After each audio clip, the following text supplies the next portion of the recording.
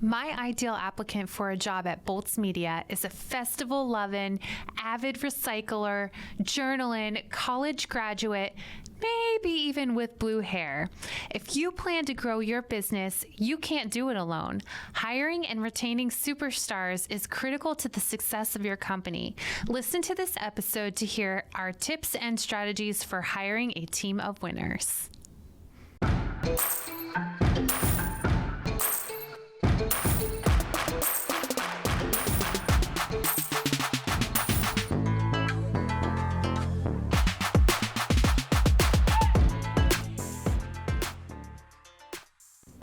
If you enjoy the Miss Biz podcast, but still have questions or need advice, we have some exciting news for you.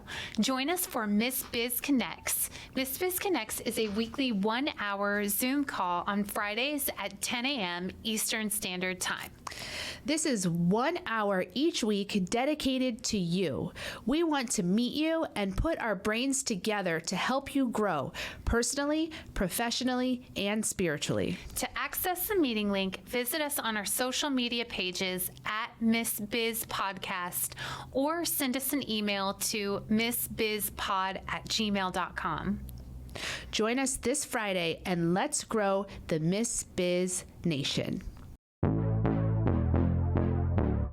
Hey, lady bosses, are you working even after putting the kids to bed but still not getting results? Are you tired of spending money on ads that aren't getting engagement? Do you feel burdened that you aren't fulfilling your purpose in life because you are so consumed with work? I'm your host, Brooke Bolts. I'm an attorney and founder of Bolts Legal. I started my business and in 1 year was bringing in 7 figures and am now bringing in multi-7 figures. And I'm your co-host, Rachel Bolts, owner of Bolts Media. I've helped many businesses build their online presence and increase their revenue through digital marketing. Want to hear how we did it? We are here to help you achieve your goals personally, professionally, and spiritually. So kick off your high heels, sit back, and let's ignite that passion. We're Miss Biz, where we're putting the Miss in biz. Let's get biz done.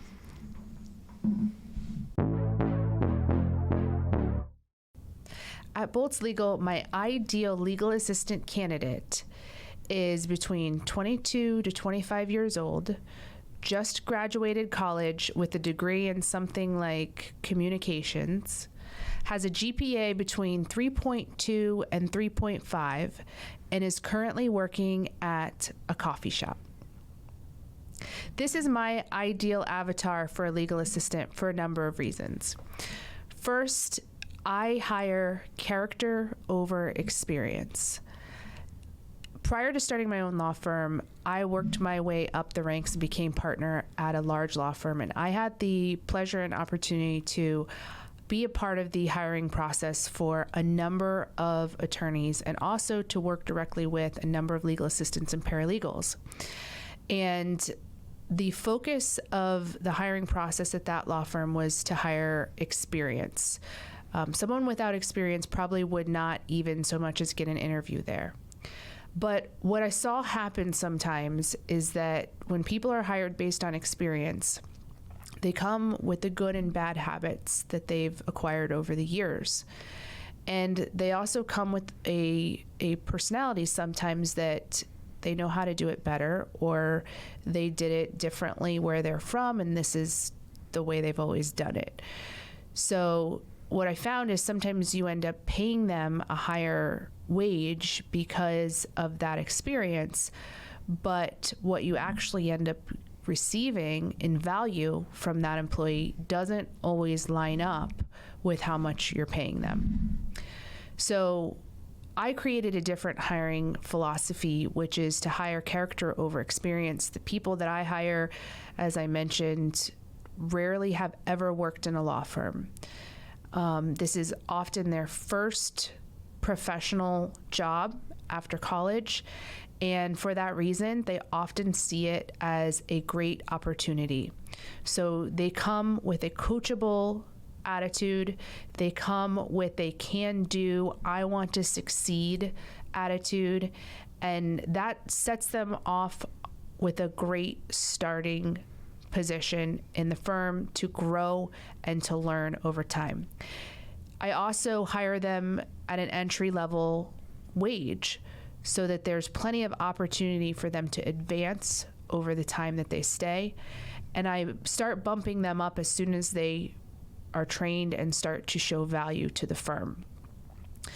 But because I start them on the lower end of the spectrum, if they don't work out, it doesn't put me in a position where I'm overpaying someone for the value they bring. So Rachel, you have a different type of business, a digital marketing business, and I know that you must be looking for different criteria when you're interviewing independent contractors to work on your projects.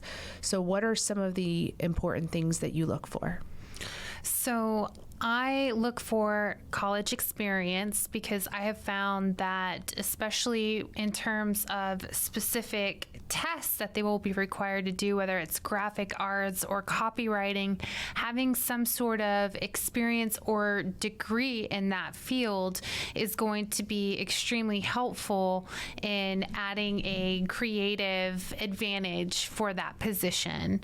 I also look for someone who has a degree in communication, a degree in writing, a degree in graphic arts, because when they come in with those skills already, like I said before, it's going to benefit our company as well. I agree with Brooke in a lot of respects that sometimes hiring character over experience is hands down most important. I think it really is relevant to the job, because with Boltz Media, having a degree, having some experience in a specific role might actually be helpful because they're familiar with using Canva, or they're familiar with Photoshop, or they're familiar with certain things that are needed to perform the job well.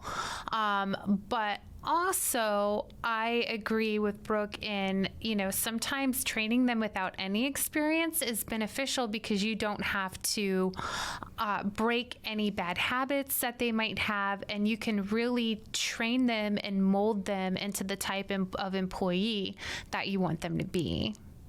So I just want to clarify, when I say a college degree with something like communications, it's not because I think that communications is a degree that suits them for working in a law firm. It's more because those type of degrees don't lend themselves to a lot of opportunity after college. So, things like political science that I majored in that turned out to be pretty worthless. Communications, some of these degrees, liberal arts type of degrees that sound great on paper, but don't really equate to a specific career trajectory after graduation. I find that those students are the ones who are looking for the best opportunity that they can find and just want to get their roots in somewhere and start building a career. So as opposed to someone with a degree in engineering, clearly that's not going to be someone who's going to be satisfied working in a law firm. They have different aspirations. So another factor that I look for, I talked about the GPA being between a 3.2 and 3.5. That is not precise, but it's a general rule, because if someone has a GPA too much lower than a 3.2, then I'm going to have questions about whether they have the organizational skills and time management skills to keep up with the volume of tasks that they're going to have to do in this position.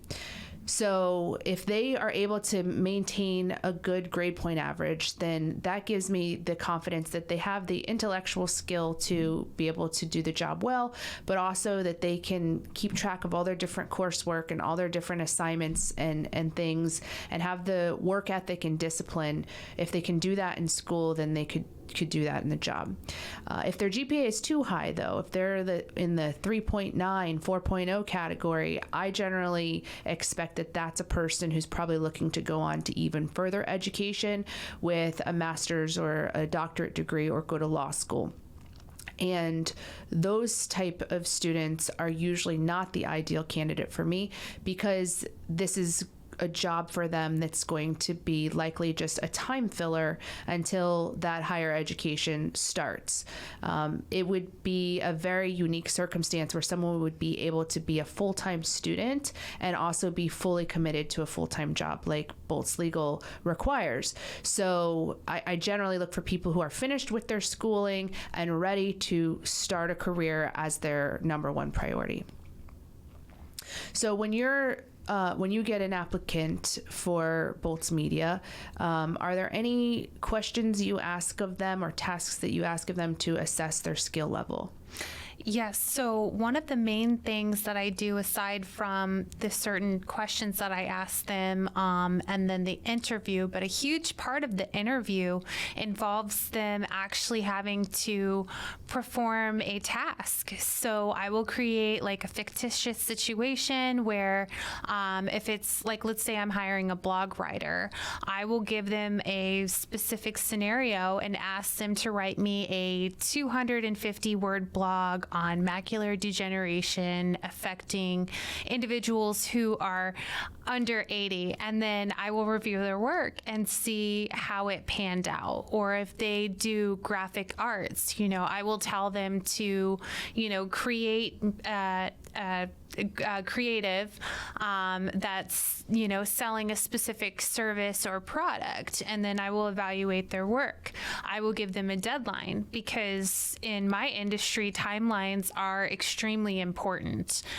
We have to stay on top of it because there's always work coming in. So I'll give them let's say 24 to 48 hours to complete a specific task, and if they get it to me before that time period that I have given them, that shows me that they are going to be able to adhere to strict timelines, which is something that's really important to me, because one thing that we're known for is for our speed and efficiency. September 30th is International Podcast Day. As a way to celebrate, we are launching a giveaway where one lucky winner will receive a $500 gift card. To play, you must listen for the super secret keyword found in every episode leading up to September 30th. Send your answer to missbizpod@gmail.com and you will be entered to win. You can also earn more entries by liking our posts, following our pages on Facebook, Instagram, TikTok, and YouTube, or by sharing our content on your page using the hashtag MissBizPodcast. Each like and follow is one additional entry. The person with the most entries wins. Let's celebrate International Podcast Day and let's get biz done. You can't handle the truth. Today's keyword is Bolts Legal. I like that. In a corollary to the law firm environment, we train them on everything that they need to know in this position, but they need to be competent at the computer, particularly good at typing. So I will give a typing test to applicants, and it can be done very easily through different platforms where they administer the tests just through the website. So I will give those typing tests so that I can make sure that they're quick enough. If they're a henpecker typist, that's probably not going to be a good candidate, because we're on the computers typing all the time and have to be quick at it to move from task to task. So when you're looking at a resume, for example, what type of things stick out to you as being either deal breakers or things you look for? So I particularly look for gaps in employment. So when they send their resume, they have everywhere they've worked, generally ever in their life. Usually they're like 5 pages long, but I will look through them to see how the dates line up. Are there any big gaps in employment? And if so, then during the interview, I will ask them about it. Or sometimes they won't, because of those gaps, they won't make it to the actual interview process. But if it's someone that I'm considering, then I will ask them in the interview, okay, well, why were you unemployed from June 1st to, September 2nd, and then see what they have to say, because there may be a good explanation as to why, or it may be a pattern. So someone that is not a rock star for me is someone who is a job hopper, because what I'm looking for is someone who wants to grow with me, not somebody who's ready to move on to the next thing. So in terms of stability and looking for dependability as well, I always check to make sure how are the dates matching up, and is this going to be a good fit for me? So the first step is evaluating when it's time to hire someone new. And a critical factor that I have learned to tell me it's time to hire another employee is when my superstar employees start to make mistakes that are uncharacteristic. When I see that happen, it's usually because they have too much and they're overwhelmed. And that's when I know, okay, it's time to bring on someone else to help them. Then to start the process, the two platforms that I use and like are Indeed and LinkedIn. Both of them have the capability of putting out an ad to a good base of people to receive a number of applications. When I first started hiring employees, I would use Indeed exclusively, and I would just do the free option, and I would get a ton of applicants. But over the course of time, I started doing very similar ads and was getting no applicants or next to no applicants. And I realized it's because they're wanting me to pay for the upgraded version. So I had to eventually start doing that, paying for the ad on Indeed and LinkedIn to get the number of applicants that I'm looking for. And so I started doing that and have had good success with both of those platforms. What I like about both of them is that you can, number one, send things like a typing test to them through the platforms that they can do, and the results are given to you automatically. And you can also build in customized questions. So, for example, because I like to hire inexperienced people who are entry level, they generally start at an entry level salary. And I like them to live within a certain distance from the office. To me, it wouldn't make sense for someone to be traveling a 1 hour commute one way for an entry level position. So I'm generally looking for people who live within a pretty close distance to the office. So I can customize a question. Are you comfortable with the commute to Oviedo? I can customize a question. Are you comfortable with the salary range? Certain questions that I can customize with just yes and no answers. And then I generally will send them a direct message too. If there's someone who looks good on, based on their resume, they've got the educational criteria, they live a close distance to the office, if they meet those initial parameters, then I'll send them a direct message through Indeed or LinkedIn with a few follow-up questions. One of which is, what are your salary requirements? Even though the ad is going to have a salary range, and even though I may have a customized question to ask them if they're comfortable with the salary range, I have found some people still have expectations of a higher number. And so I don't want to waste time on an interview with someone who I'm going to love as a candidate, but is out of my price range. So I ask them that question directly through a direct message. What are your salary requirements? Then I look at how quickly they respond to those questions. If they're responding within, say, a day, then that's acceptable to me, and I keep moving forward with the process. If they take longer than that, I'm usually going to exclude them from the candidate list.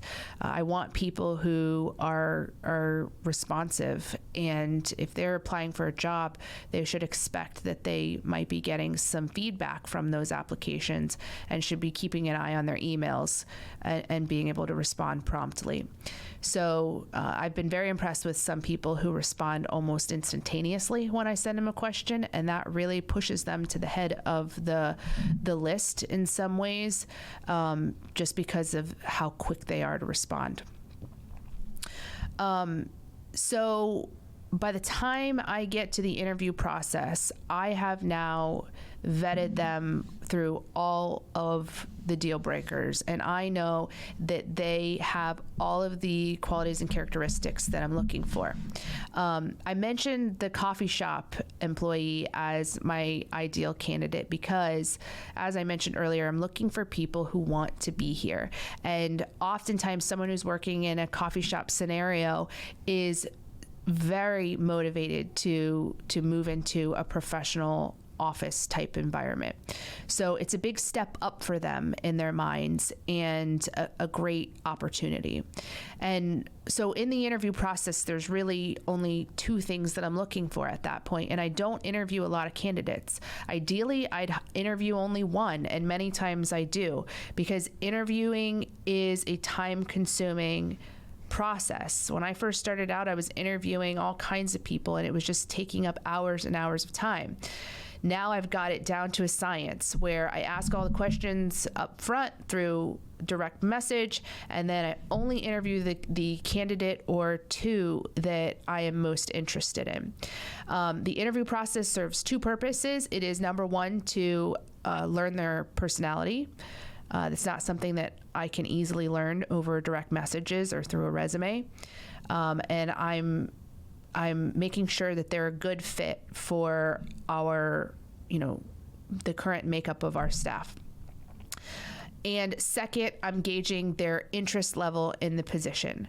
I always ask people, as one of the last questions in the interview, on a scale of 1 to 10, how would you rate your interest in this position? If they rate it an 8 or below, I'm generally not going to hire that person. I want someone who's a 9 or 10, that this is something they are excited for. 'Cause something I've learned is that while I can train people to do the job, I can't train them to like it. And if they're not happy because this type of work is just not something that is fulfilling to them, then they're not gonna last. And sometimes it's unavoidable that they just don't know it until they start doing it, that it's not something they like. But, at least if they're excited about the job and this is somewhere they really want to be, then there's a better chance that this may be a good fit for them on the long term, if they are at a 9 or 10 level. If someone tells me a 10, and sometimes they do, then that's going to put them above a candidate who's in a 9 in my mind, because they are for sure they want to be here. You don't want to be whack. Cuckoo. We will cut you some slack. We got you. You just want to make a big stack. Ballin'. Listen to our biz hack. Stories are a short, customizable way to engage users through photos or videos in between scheduled posts on Facebook and Instagram. They last just 24 hours and appear at the top of a user's newsfeed. This makes them easy to notice and appealing to click on. On Instagram, you can add stickers to your story, and it will notify your followers that you just posted a story with a specific sticker. So while some interview candidates may want to sort of play the field and say, well, I've got other options, I want to, go on a few other interviews. For me, that's not what I want to hear. I want to hear in an interview that this is where you want to work. And if they have that motivation, I'm going to move them to the top of my list, because that's what I want. I want someone who wants to be here as much as I want them here. So, Rachel, what are some other things that you look for or that are important to you in your hiring process? So I think for me, I like to kind of create a smaller selection for the interview process. So what I will typically do is I will have a list of qualifying questions that are on the actual application, and that'll help me effectively screen like who is going to be a good fit and who is not going to be a good fit. And then a lot of times what I'll do from there, in addition to like what you mentioned about messaging out and reaching out, I will call them on the phone before I interview them and say, hey, do you have a couple minutes? I want to talk to you and just get some basic information from you. Because then even before the interview, you can tell a lot of information. And like you had mentioned before, like there's not much that you can learn from somebody just from filling out an application or from, sending a message. So being able to like hear their tone of voice, to actually, even if you do like a Zoom call, you can like see their behavior, see their excitement, are they slouch? Like what does their body language look like? What is their body language telling you? Because they can say, yeah, I want to work here at 10 out of 10, or they could say like, yeah, I want to work here at 10 out of 10, and that you're going to be able to really see the difference by having them on the phone or seeing them on Zoom.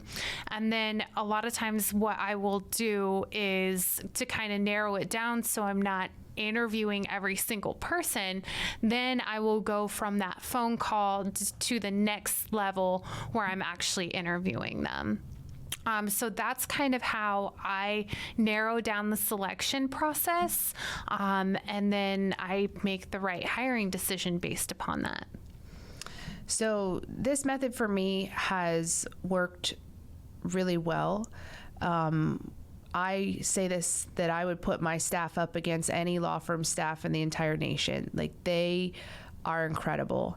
And with the exception of maybe only one or two people, most of them came here with no legal experience. And so we train them to do things the way that we do them. And they picked up on it and have just done an exceptional job. We're all about that case, no trouble. All about that case, no trouble. All about that case, no trouble. All about that case. At Bolts Legal, we are all about your case. Text or call to schedule a free consultation for all your legal needs. boltslegal.com.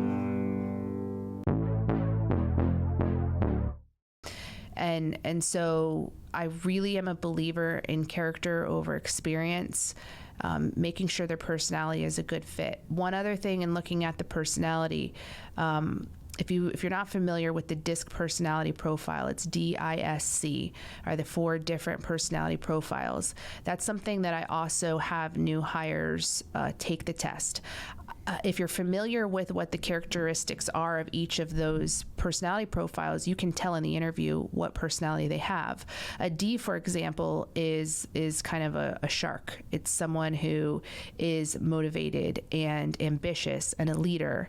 And that's a great personality in my firm for, say, a lawyer, but it's not always the best personality for a legal assistant, because it's the kind of person that likes to be in charge and doesn't always like to take direction in some ways. I'm a D.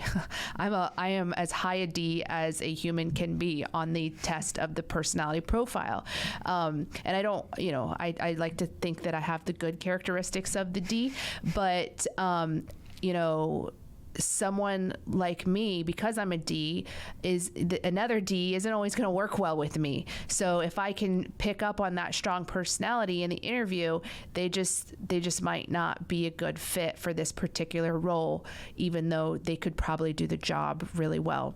So familiarizing yourself with that type of personality test, the DISC, and even giving the test to the new hire. Once I have the test results, I'll disseminate it to the other staff so that they know, hey, we hired someone new and this is what their personality is, the DISC. And then they know how to best communicate and relate to that new hire as well. And the new hire, we have a chart that shows what everybody's personality profile was on that spectrum, so they can kind of know how to approach and communicate with the other personalities as well. So we'll do another podcast talking more in detail about the DISC personality profile, but it's something you could look up in the meantime and look into because it is a useful hiring tool and making sure you hire the right personality for the specific role you're looking for. So hope this has been helpful. Hiring the right staff is critical to the growth of your business. And so I look forward to hearing any thoughts or other ideas that you have as you work through this process. We appreciate you and are honored to be on this journey with you. We can't wait to help you, to encourage you, and show you how to grow personally, professionally, and spiritually. If you found Miss Biz helpful, please leave a review and share with others. You can follow us on social media at Miss Biz Podcast. For legal questions or services, please visit boltslegal.com. And for digital marketing needs, please visit boltsmedia.com.